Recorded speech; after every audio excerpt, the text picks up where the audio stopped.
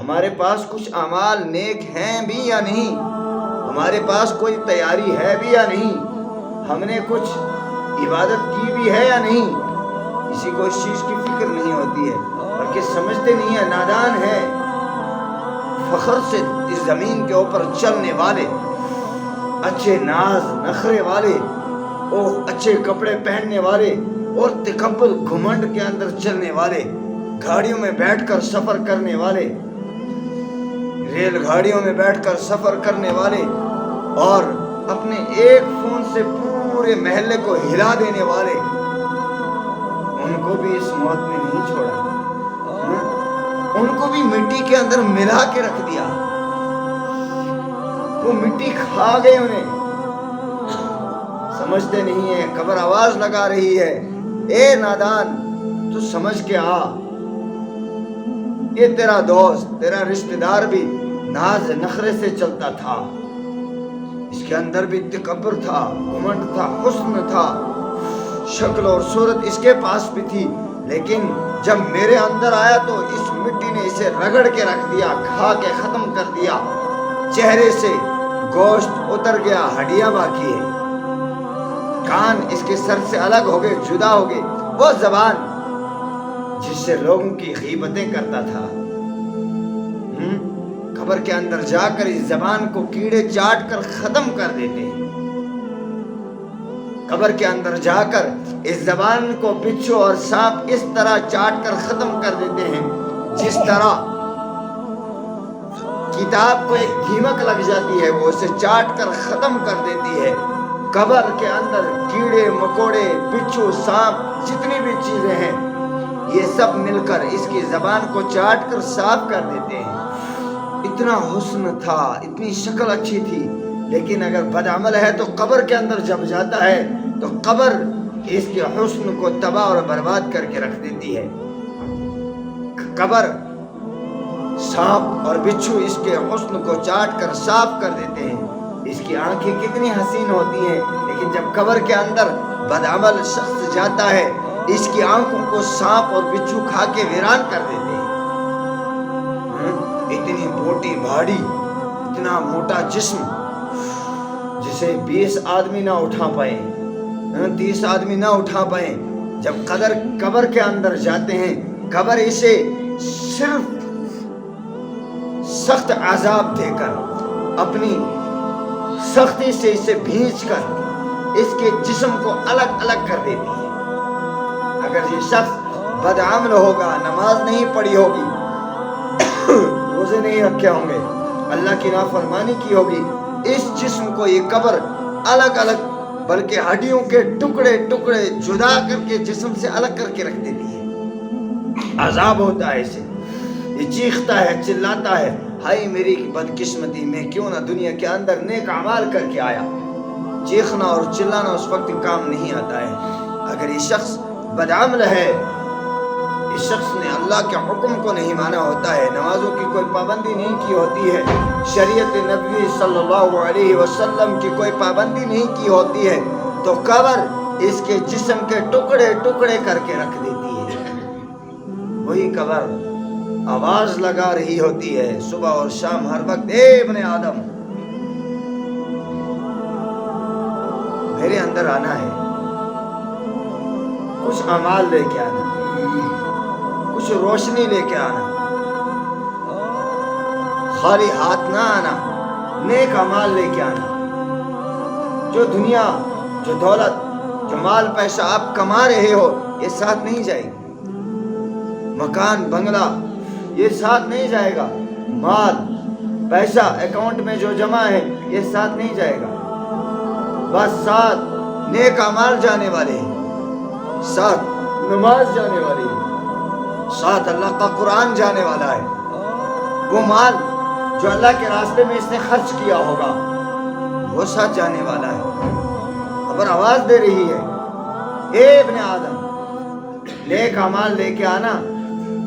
میں کال کوٹڑی اندھیری رات کا گھر ہوں،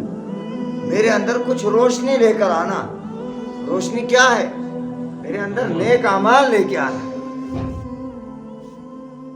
خبر یہ چیز چاہتی ہے،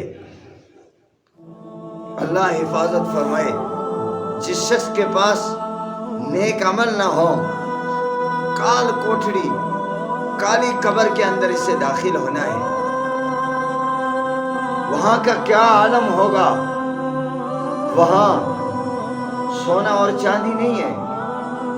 وہاں یہ دنیا کی لائٹ، یہ دنیا کی روشنی نہیں ہے، سورج اور چاند اور ستاروں کی روشنی نہیں ہے۔ اگر بدعمل ہے وہاں تو صرف اندھیرا ہی اندھیرا ہے، چاروں طرف سے سانپ آ رہے ہیں، بچھو آ رہے ہیں، جسم کے ساتھ چپک کر اسے عذاب دے رہے ہیں، اسے عذاب محسوس ہو رہا ہے۔ ہمارے یہاں ہماری بچیاں ایک الگ کمرے میں جائیں اور وہاں اندھیرا ہو تو کہتے ہیں ہمیں ڈر لگتا ہے۔ قبر کے اندھیرے سے ڈر نہیں ہے۔ رات کو اکیلے باہر نہیں جاتے ہیں، ہمیں ڈر لگ رہا ہے، اور جائیں گے بھی تو ہاتھ میں لائٹ چاہیے۔ ہم تو ڈرتے ہیں کہیں بھالو نہ آ جائے، شیر نہ آ جائے، اور کوئی بلا نہ آ جائے۔ لیکن قبر کال کوٹھڑی اندھیری رات، اس کے اندر تو صرف سانپ اور بچھو ہی ہے، کیڑے مکوڑے ہیں۔ اس کے لیے کون سی تیاری ہے؟ وہاں نہ ماں ساتھ ہے، نہ باپ ساتھ ہے، نہ بھائی ساتھ ہے، نہ دوست ساتھ ہے، کوئی ساتھ نہیں ہے، اکیلا ہے۔ وہ تیرے رشتہ دار، وہ تیرے دوست، وہ تیرے ماں بھائی بہن سب تجھے اپنے ہاتھوں سے دفن کر کے واپس آ جاتے ہیں۔ 4 دن کا ماتم مناتے ہیں، 4 دن کا رونا رو لیتے ہیں، لیکن بعد میں انہیں بھی یاد نہیں رہتا۔ وہ تیرے دوست جو دنیا میں تیرے ساتھ رہتے تھے، چلتے پھرتے اٹھتے بیٹھتے ساتھ تھے، ایک ساتھ، یاد رکھ نادان نہ سمجھ ہے، سمجھتا نہیں ہے، جب وہ تیری قبر سے بھی گزرتے ہیں تو فاتحہ پڑھنے کی بھی توفیق نہیں ملتی۔ وہ تیرا دوست جو دن اور رات تیرے سوا اپنی زندگی بسر نہ کر سکتا تھا، کھانا تک نہ کھاتا تھا، پانی تک نہ پیتا تھا، دوست کے سوا دوست دنیا کے اندر نہ رہ سکتا تھا۔ یاد رکھو اس چیز کو، جب مر جاتے ہیں پھر وہ دوست بھی بھول جاتے ہیں۔ یاد رکھو، قبر سے گزر جاتے ہیں، فاتحہ پڑھنے کی توفیق نہیں ملتی ہے، بلکہ اس وقت بھی یاد نہیں ہوتا ہے کہ فلاں شخص میرا دوست تھا، یہ اس کی قبر ہے۔ 4 منٹ کھڑے ہو کر فاتحہ نہیں پڑھ سکتا، مغفرت کی دعا نہیں کر سکتا، بلکہ ناز اور نخرے سے چلتا ہے، گانے لگا کے چلتا ہے، اور سائیکل پہ جا رہا ہے، بائک پہ جا رہا ہے، گاڑی پہ جا رہا ہے۔ اسے یہ بھی نہیں سوچ، یہ فکر بھی نہیں ہے یہ میرا دوست تھا، میرے ساتھ اٹھتا بیٹھتا اور چلتا پھرتا تھا، جس کے سوا دنیا میں ایک پل بھی بسر نہ کر سکتا تھا۔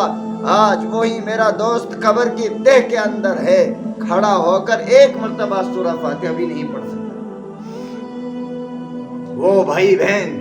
جو دنیا میں ہر چیز تیرے اوپر قربان کرنے کے لیے تیار تھے، جان دینے کے لیے تیار تھے،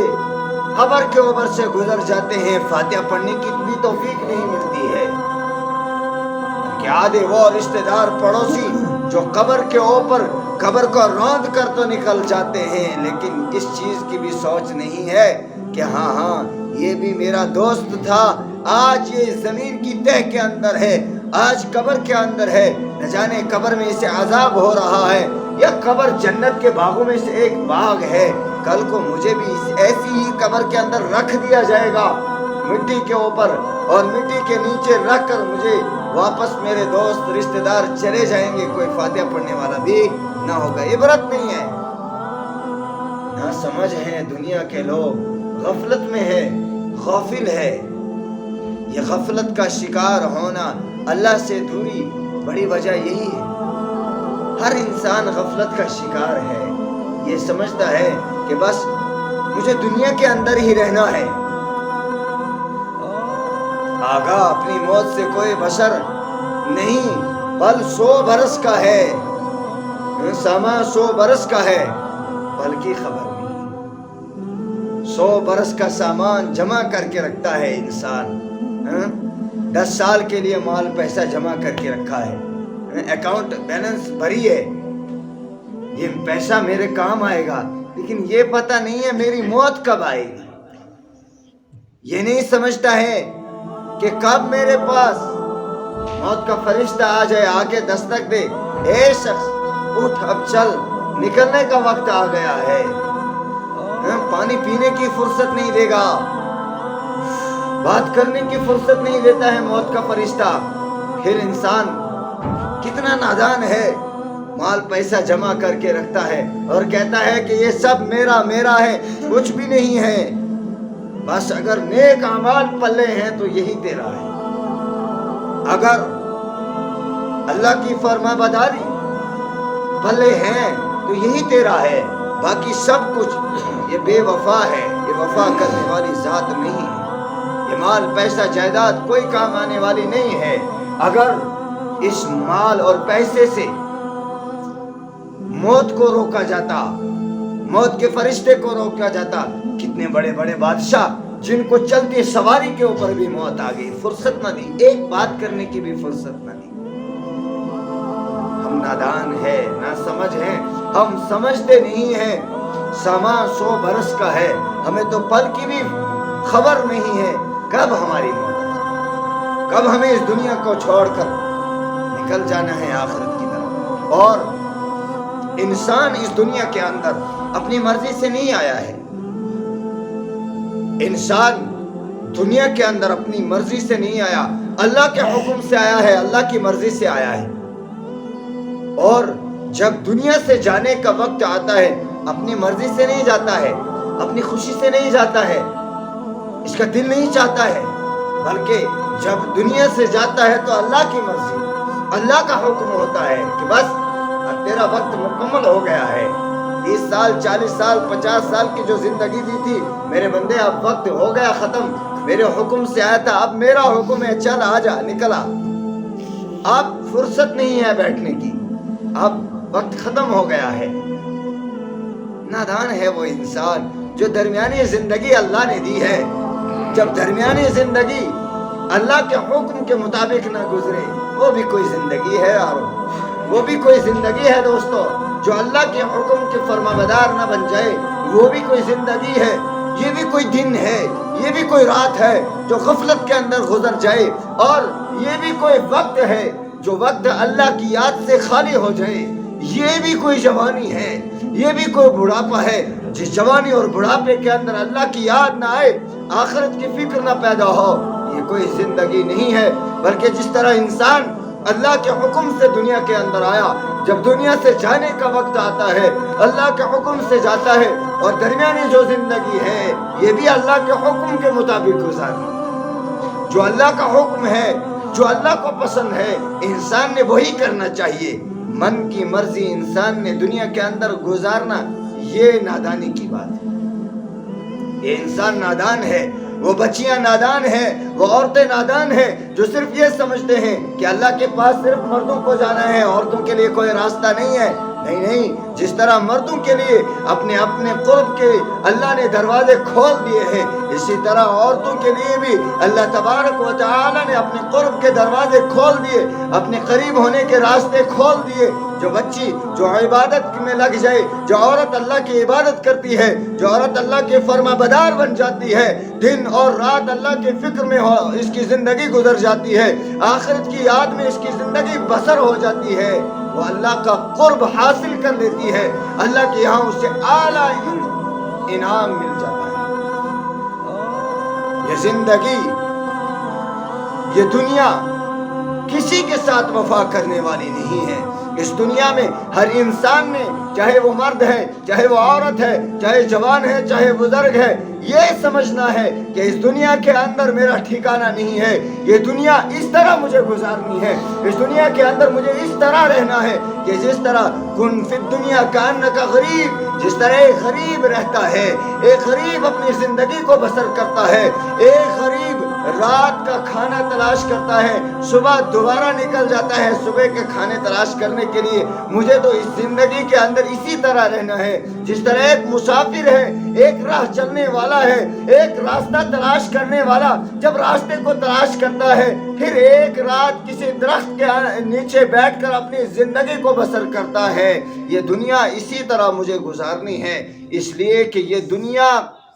کم ہے، یہ دنیا وفا کرنے والی نہیں ہے۔ آخرت کی زندگی ابداً ابدا، جو کامیابی ہاں اس کے اندر مل سکتی ہے، جو انعام اس کے اندر مل سکتا ہے، اگر میں اس دنیا کے اندر اللہ کے حکموں کو پورا کروں گا۔ جو بچی، جو عورت یہ سمجھ لے، جو خواتین یہ سمجھ لے کہ ہاں یہ دنیا میرا مقصد نہیں ہے، میرا مقصد تو جنت کو حاصل کرنا ہے، میرا مقصد تو اللہ کی یاد کے اندر زندگی کو گزارنا ہے،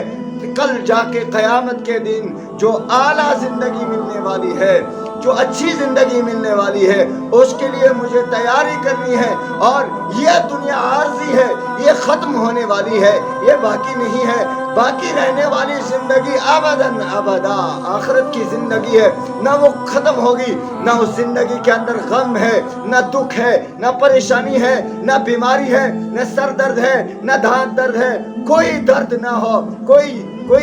بے چینی نہ ہو۔ جس زندگی کے اندر آرام ہی آرام ہو، جس زندگی کے اندر سکون ہی سکون ہو، جس زندگی کے اندر غم نہ ہو،